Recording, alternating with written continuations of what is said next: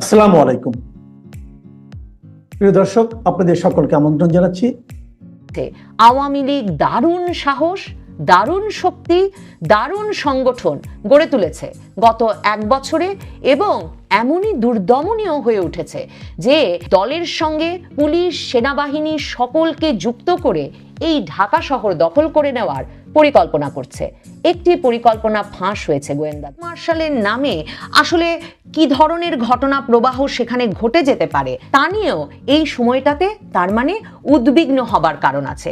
আপনার আমার মতো সিভিলিয়ানের উদ্বিগ্ন হবার কারণ আছে এ কারণেও যে কখনো বাংলাদেশে ক্যান্টনমেন্টের ভেতরে ঘটা কু, পাল্টা কু কিংবা এসব কোর্ট মার্শালের মাধ্যমে একে তাকে বিচারের মুখোমুখি করা, হত্যা করা, এসবের পরিণতি কখনো শুধুমাত্র ক্যান্টনমেন্টের ভেতর আটকে থাকেনি। এই পরিণতি ক্যান্টনমেন্ট থেকে বেরিয়ে বাংলাদেশের সাধারণ মানুষকে সবচেয়ে বেশি প্রভাবিত, বিপর্যস্ত এবং পর্যুদস্ত করেছে। বাংলাদেশের অন্যতম শীর্ষস্থানীয় প্রভাবশালী দৈনিক আমার দেশ গত 28শে জুলাই দেশ জুড়ে আওয়ামী লীগ নাশকতার ছক আটছে। বিভিন্ন গোয়েন্দা সংস্থার বরাতে আওয়ামী লীগের পরিকল্পনার এবং ভারত ও বাংলাদেশে আওয়ামী লীগের তৎপরতার বিস্তারিত তুলে ধরার পর 31শে জুলাই এসে জানা যায় যে আমার দেশ সেই প্রতিবেদনে সবচেয়ে বিস্ফোরক, আমার কাছে অন্তত, আমি আমার বয়ানেও সেটা উল্লেখ করেছি, যেই তথ্যটি দিয়েছিল, অর্থাৎ ঢাকায় বসেই নাকি 400 ক্যাডারের মানে আওয়ামী লীগ দলীয় 400 কর্মীর এক প্রশিক্ষণের আয়োজন করা হয়েছিল আওয়ামী লীগের তরফে। সেই তথ্যটি নিয়ে পুলিশের বয়ান পাওয়া যেতে শুরু করে 31শে জুলাই থেকে। পুলিশ বলে যে তারা এরই মধ্যে এই প্রশিক্ষণে কারা কারা অংশ নিয়েছিল সে বিষয়ে নানা তথ্য জোগাড় করতে শুরু করেছে। তারা অন্তত 22 জনকে গ্রেফতার করেছে। আমার দেশ 28 জুলাই লিখেছিল যে ওই 400 জনের সমাবেশে যোগদানকারীদের মধ্য থেকে পুলিশ মাত্র 2 জনকে গ্রেফতার করতে পেরেছে, কিন্তু আমরা 31শে জুলাই এসে জানি যে পুলিশ অন্তত 22 জনকে গ্রেফতার করেছে। এবং পুলিশের পক্ষ থেকে সবচেয়ে বড় যে তথ্যটি দেওয়া হয়, যে তথ্যটি নিয়ে এখন সারা বাংলাদেশে আলোড়ন পড়ে গেছে, সেটি হচ্ছে মেজর সাদেক নামে সেনাবাহিনী একজন কর্মরত মেজর সেই প্রশিক্ষণের নেতৃত্ব দিচ্ছিলেন। এই অভিযোগে মেজর সাদেক নামের সেই ব্যক্তিটিকে সেনা হেফাজতে নেওয়া হয়েছে। এরপর থেকেই নানা রকম প্রশ্ন, কৌতূহল খুব স্বাভাবিকভাবেই আওয়ামী লীগ কী করে এতটা সংগঠিত হয়ে উঠতে পারলো গত আগস্টের পর এই এক বছরের মধ্যে এত এত মামলা, হামলা, এমনকি বাহিনী পরিচালিত অপারেশন ডেভিল হান্টের মধ্যে। সেই প্রশ্ন যেমন জেগেছে তেমনি প্রশ্ন জেগেছে মেজর সাদেক একাই ছিলেন এই প্রশিক্ষক হিসেবে এবং একজন সেনা কর্মকর্তা, তিনি এখনো সেনাবাহিনীতে কর্মরত আছেন, তিনি ঠিক কী কারণে এতটা প্রকাশ্যে ঢাকা শহরের বুকে বসে 400 জন আওয়ামী ক্যাডারকে বা সমর্থককে প্রশিক্ষণ দেবেন নাশকতার? মানে সেটা কি তাহলে অস্ত্র প্রশিক্ষণ ছিল, নাকি সেটা গুজব, অপতথ্য সেগুলো ছড়িয়ে কি করে শেখ হাসিনার জন্য বা আওয়ামী লীগের জন্য কাজ করা যাবে সে বিষয়ে একটা প্রশিক্ষণ ছিল? নানা রকম তথ্য আসছে সংবাদ মাধ্যম থেকে। এমন তথ্যও কিন্তু এসেছে যে মূল পরিকল্পনা ছিল শাহবাগ এবং বিমানবন্দর এলাকা দখল করে ফেলে শেখ হাসিনাকে বাংলাদেশে নিয়ে আসা। 4টি জায়গায় সাম্প্রতিক সময়ে আওয়ামী লীগ প্রশিক্ষণের আয়োজন করে অন্তত 2500 জনকে তৈরি করেছে। এই খবরও সংবাদ মাধ্যমে এসেছে। শুধু বসুন্ধরার ভেতরে একটা কনভেনশন হল ভাড়া করে প্রকাশ্যে এই প্রশিক্ষণ ঘটেছিল তাই নয়, ভাটারা, পূর্বাচল, কাটাবন এলাকাতেও নাকি এ ধরনের প্রশিক্ষণ ঘটেছে। সত্যিই সম্ভব আওয়ামী লীগের পক্ষে যে কোনো প্রশিক্ষণে শাহবাগ আর বিমানবন্দর দখল করে ফেলে শেখ হাসিনাকে নিয়ে আসা? শেখ হাসিনা তো আছেন ভারত সরকারের হেফাজতে, তাহলে কি করে শেখ হাসিনাকে ঠিক কোন যানে বা কোন বিমানে চড়িয়ে এই দেশে নিয়ে আসা হবে যখন শাহবাগ আর বিমানবন্দর দখল করে ফেলবেন মেজর সাদেক?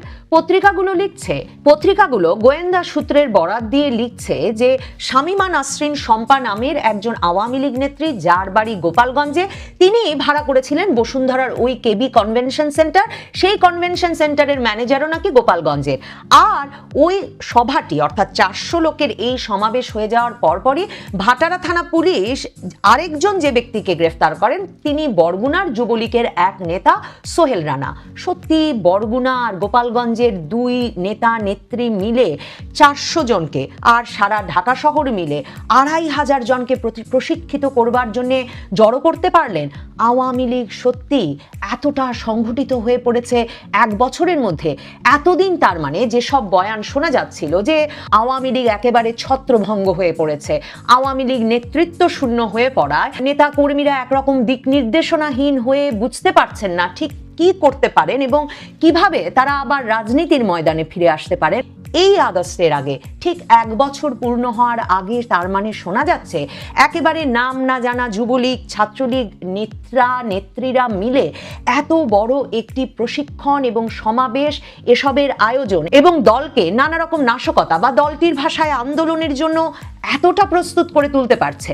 দেখুন, আমার দেশ পত্রিকা যখন 28শে জুলাই এই নাশকতার ছক এবং বসুন্ধরার ভেতরে 4 শতাধিক ব্যক্তিকে নিয়ে প্রশিক্ষণের আয়োজনের কথা লিখেছিল, তখন পত্রিকাটি বলছিল যে গোয়েন্দা সূত্রের বরাতে বিভিন্ন গোয়েন্দা প্রতিবেদনে এটা স্পষ্ট করে লেখা আছে যে একদিকে যেমন ঢাকা শহরের দায়িত্ব নিয়েছেন ভারতে বসে সাবেক স্বরাষ্ট্রমন্ত্রী আসাদুজ্জামান খান কামাল, তেমনি পুলিশ এবং সেনাবাহিনীর বিভিন্ন কর্মকর্তাকে সংগঠিত করে এই আওয়ামী লীগের নেতাকর্মীদের সঙ্গে প্রশিক্ষণে কিংবা নাশকতা বা আন্দোলনের সঙ্গে যুক্ত করার কাজে যুক্ত আছেন বা এই পুরো বিষয়গুলো দেখভাল করছেন পুলিশের সাবেক কর্মকর্তা এসবি প্রধান মনিরুল ইসলাম এবং শেখ হাসিনার স্পেশাল সিকিউরিটি ফোর্স অর্থাৎ এসএসএফ এর সাবেক ডিজি মুজিবুর রহমান। তখন কিন্তু মেজর সাদেক নামে, মানে বর্তমান সেনাবাহিনীতে কর্মরত কোনো সেনা কর্মকর্তা এই ঘটনাটি ঢাকায় বসে পরিকল্পনা করছেন, বাস্তবায়ন করছেন, প্রধান প্রশিক্ষকের দায়িত্ব পালন করছেন,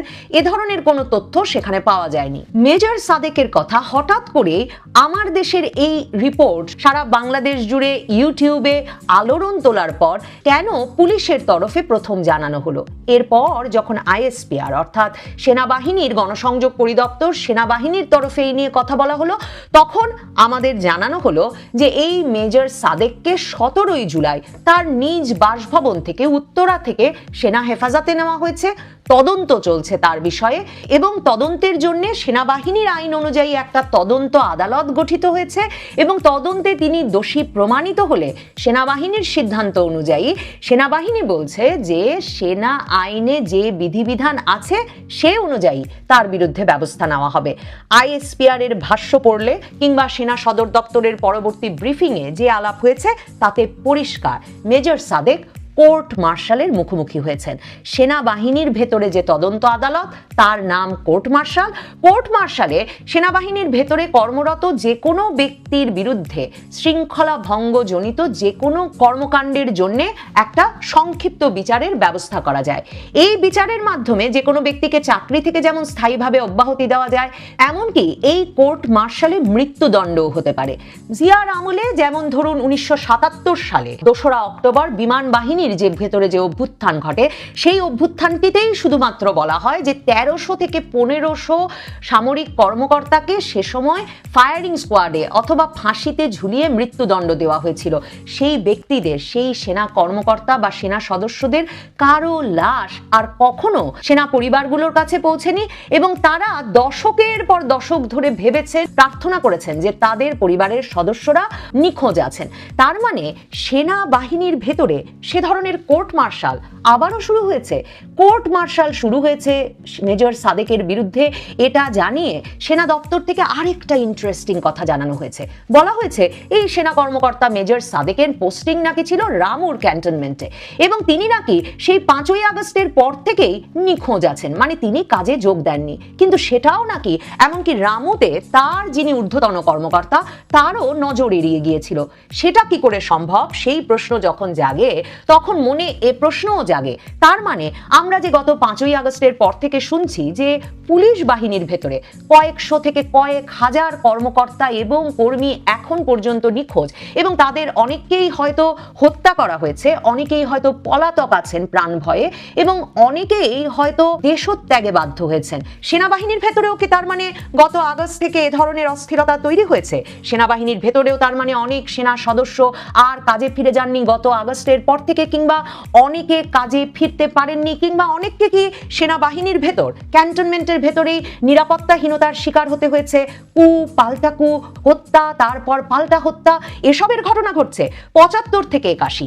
এই সময়টায় যদি সেনাবাহিনীর যতটুকু ইতিহাস আমরা পরবর্তীতে জানতে পেরেছি, ইতিহাসবিদেরা বের করে আনতে পেরেছেন, গবেষকরা বিভিন্ন জনের সঙ্গে কথা বলে আঁচ করার চেষ্টা করেছেন, তাতে দেখুন আমরা জানি ধরুন 75-এ বঙ্গবন্ধুর হত্যাকাণ্ডের মাধ্যমে যে কু হয়, তারপরে আরো 3 দফা কু পেরিয়ে, মানে ধরুন খালেদ মোশাররফের কু, তারপরে পাল্টা কু, খালেদ মোশাররফকে হত্যা, অবসরপ্রাপ্ত কর্নেল তাহেরের নেতৃত্বে বিপ্লবী সৈনিক সংস্থার 7ই নভেম্বরের বিরাট সিপাহী বিপ্লব, এসবের পর যে জিয়াউর রহমানকে মুক্ত করে আনা হলো এবং জিয়াউর রহমান প্রধান সামরিক আইন প্রশাসক হয়ে বসলেন। দেখুন জিয়াউর রহমান এসে কিন্তু 24শে নভেম্বরের মধ্যে সেই কর্নেল তাহের, যার বিপ্লবী সৈনিক সংস্থার অভ্যুত্থানের ফলে তিনি খালেদ মোশাররফের হাতের বন্দিত্ব থেকে মুক্তি পেলেন এবং পরিণত হলেন প্রধান সামরিক আইন প্রশাসকে এবং তার শাসকে, সেই কর্নেল তাহেরকে কিন্তু তিনি কোর্ট মার্শালের মুখোমুখি করেন সেনাবাহিনীকে উস্কে, সেনা বিদ্রোহ উস্কে দেওয়ার জন্য। এবং এরপর 1976 সালের জুলাইয়ে রাষ্ট্রদ্রোহিতার অভিযোগে সামরিক আদালতে ফাঁসি হয় কর্নেল তাহেরের। এরপর কতগুলো অভ্যুত্থান, পাল্টা অভ্যুত্থান, কু, পাল্টা কু এবং একে অপরকে হত্যার ঘটনা সেনাবাহিনীর ভেতর সারা বাংলাদেশ জুড়ে ক্যান্টনমেন্টগুলোর ভেতরে ঘটেছে, সেটা সম্পর্কে কোনো তথ্য, পরিষ্কার তথ্য পাওয়া যায় না। কিন্তু ইতিহাসবিদ, গবেষকরা বলেন 21 থেকে 26টি সামরিক অভ্যুত্থানের ঘটনা ঘটেছে 75 থেকে 81 সালের মধ্যে। আর এর মধ্যে একটু আগে যেটা বলছিলাম, সবচেয়ে বড় ঘটনাটি ঘটেছিল 77-এর 2রা অক্টোবর। সেই অভ্যুত্থানটি সম্পর্কে সবচেয়ে বেশি তথ্য পাওয়া যায়, এমনকি আন্তর্জাতিক সংবাদ মাধ্যমে খবর বের হয়। কিন্তু সেই অভ্যুত্থানে ঘটনাস্থলেই নিহত হয়েছিলেন শতাধিক সেনা অফিসার, আর এরপর বিচারের নামে মেরে ফেলা হয় কয়েকশো সেনা অফিসারকে। সব মিলিয়ে সংখ্যাটি হাজারের বেশি হতে পারে, সেটা প্রায় সকল গবেষক এবং ইতিহাসবিদ বলছেন। তাহলে দেখুন, এই যে ক্যান্টনমেন্টের ভেতরে অস্থিরতা তৈরি হলে ঠিক কি ঘটে সেখানে, আর কোর্ট মার্শালের নামে আসলে কি ধরনের ঘটনা প্রবাহ সেখানে ঘটে যেতে পারে, তা নিয়েও এই সময়টাতে তার মানে উদ্বিগ্ন হবার কারণ আছে। আপনার আমার মতো সিভিলিয়ানের উদ্বিগ্ন হবার কারণ আছে এ কারণেও যে কখনো বাংলাদেশে ক্যান্টনমেন্টের ভেতরে ঘটা কু, পাল্টা কু কিংবা এসব কোর্ট মার্শালের মাধ্যমে একে তাকে বিচারের মুখোমুখি করা, হত্যা করা, এসবের পরিণতি কখনো শুধুমাত্র ক্যান্টনমেন্টের ভেতর আটকে থাকেনি। এই পরিণতি ক্যান্টনমেন্ট থেকে বেরিয়ে বাংলাদেশের সাধারণ মানুষকে সবচেয়ে বেশি প্রভাবিত, পর্যুদস্ত করেছে।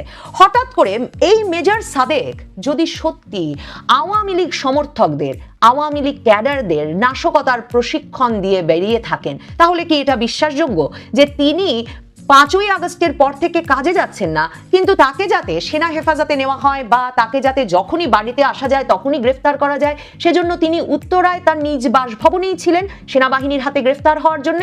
সেনাবাহিনীর তরফে, পুলিশের তরফে কিন্তু সেটাই বলা হচ্ছে যে মেজর সাদেককে গ্রেফতার করা হয়েছে তার বাড়ি থেকে, উত্তরা থেকেই। অনেকগুলো পত্রিকা লিখছে যে গোয়েন্দা সংস্থার তথ্য অনুযায়ী মেজর সাদেকের সহযোগী হিসেবে কাজ করছেন তার স্ত্রী, সহকারী police super ASP Sumaiya Jafrin. এই সুমাইয়া জাফরিনও নাকি অনুপস্থিত ছিলেন তার কর্মস্থলে গত 5ই আগস্টের পর থেকেই। আর এই স্বামী স্ত্রী মিলে নাকি শেখ হাসিনার ছেলে সজীব ওয়াজেদ জয়ের সঙ্গে আমেরিকা থেকে যোগাযোগ রেখে এই পুরো প্রশিক্ষণের পরিকল্পনাটি সাজিয়েছিলেন। বাংলাদেশে বসে একজন সামরিক কর্মকর্তা, একজন পুলিশ কর্মকর্তা, তারা এত বড় ঝুঁকি তাদের নিজ বাসস্থানে বসে নিচ্ছিলেন। সাবেক প্রধানমন্ত্রীর ছেলের সঙ্গে কথা বলে ঢাকার বিভিন্ন জায়গায় প্রশিক্ষণের নেতৃত্ব দেওয়া এবং নিজ বাড়িতে গ্রেফতার হওয়ার জন্য বসেছিলেন, নাকি পুলিশ বাহিনী এবং সেনাবাহিনীর ভেতরে একটি পক্ষকে যে চিহ্নিত করে গত আগস্ট থেকে চাকরিচ্যুত করা, হত্যা মামলা দেওয়া, দুর্নীতির মামলা তো বটেই, এসব দিয়ে একেবারে বিপর্যস্ত করে ফেলা হচ্ছে, তারই একটা সর্বোচ্চ উদাহরণ হিসেবে এই দম্পতিকে বেছে নেওয়া হয়েছে।